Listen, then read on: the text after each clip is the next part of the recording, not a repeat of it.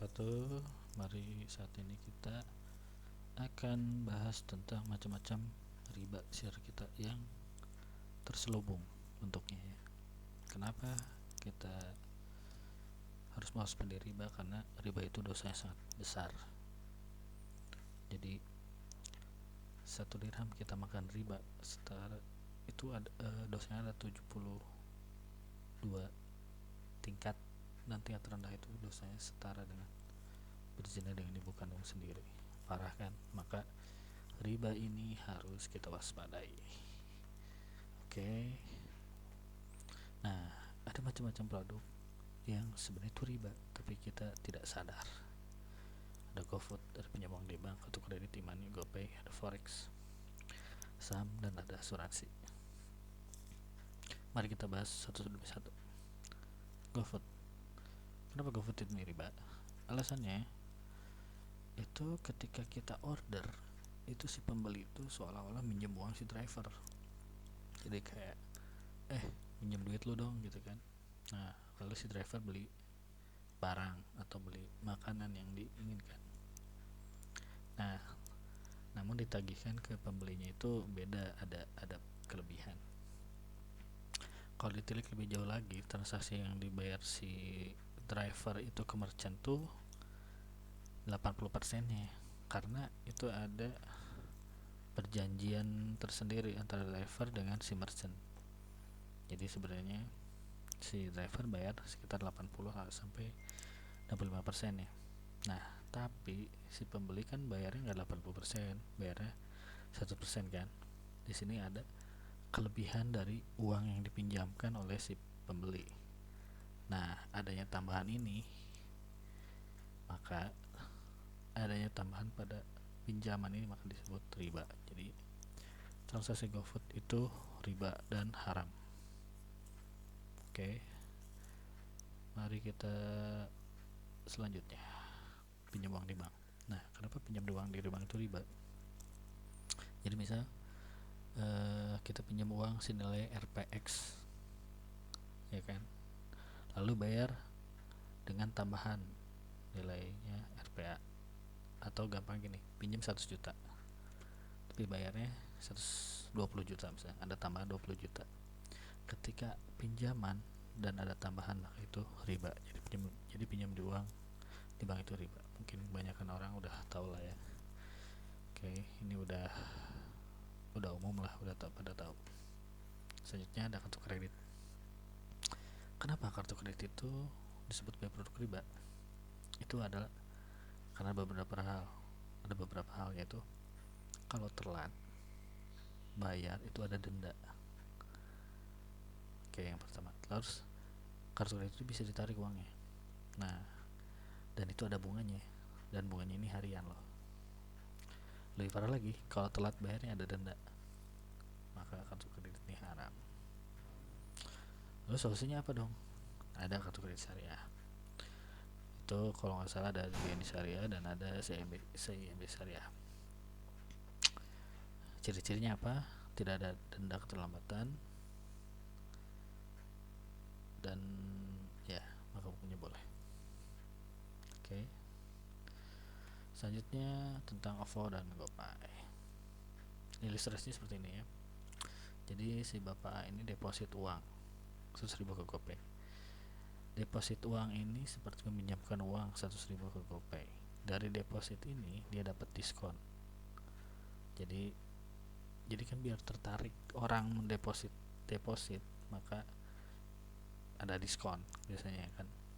Nah, karena dari pinjaman itu si A ini dapat keuntungan berupa diskon, maka kita ingat lagi ke rumus, tiap pinjaman yang ada manfaat ada diskon buat pemberi pinjaman, maka di situ ada riba. Oke, jadi kesimpulannya OVO, GoPay dan produk sejenis itu haram karena ada riba. Ciri-cirinya apa? Ketika kita deposit akan ada diskon atau cashback. Nah, di situ riba. Oke, selanjutnya kartu e-money. Jadi kartu ada e-money itu kan bentuk fisik itu ada ya, ada macam-macam modalnya, dan tiap bank juga mengeluarkan. Jadi ketika kita bayar nih, contohnya tuh ketika kita mau bayar barang di Indomaret atau Alfamart, cirinya gini, ketika dia bilang, Pak kalau pakai kartu Indomaret nih ada diskonnya nih sekian persen, maka itu artinya ketika kita ngisi ke kartu kita tuh minjemin uang. Dari minjemin uang itu ada manfaat yang diberikan dari pinjaman. Nah, manfaat dari pinjaman ini biasanya berupa diskon. Kembali lagi ke rumus, tiap-tiap pinjaman yang ada manfaat dari pinjaman maka itu riba. Jadi tapi kartu e-money ini boleh digunakan di tempat yang tidak mengandung potongan, misalnya untuk bayar tol dan lain sebagainya, maka itu boleh. Oke, next. Nah, ini forex ini sedang merajalela ya. Jadi forex ini pembelian mata uang. Jadi begini, kita boleh beli dolar, beli euro, itu boleh, namun syaratnya harus tunai. Jadi kita bisa beli rupiah, beli besi euro, dolar dan lain sebagainya, syaratnya harus tunai. Jadi ketika kita datang beli euro atau beli dolar, itu harus tunai ya. Jadi tidak boleh misalnya ketika kita ini dia mau kemana dulu gitu, dia ke toilet dulu terus baru, enggak, harus langsung tunai di situ. Karena jika tidak tunai itu ada terjadi riba, namanya riba nasiah. Nah, forex yang sedang booming sekarang itu haram. Kenapa? Karena tidak tunai. Jadi kita pasang posisi gitu kan, posisi di misalnya pagi, terus baru nanti dilihat sorenya gitu kan, itu kan tidak tunai dan tidak ada serah terima. Jadi murni haram ya, karena tidak ada serah terima dalam forex.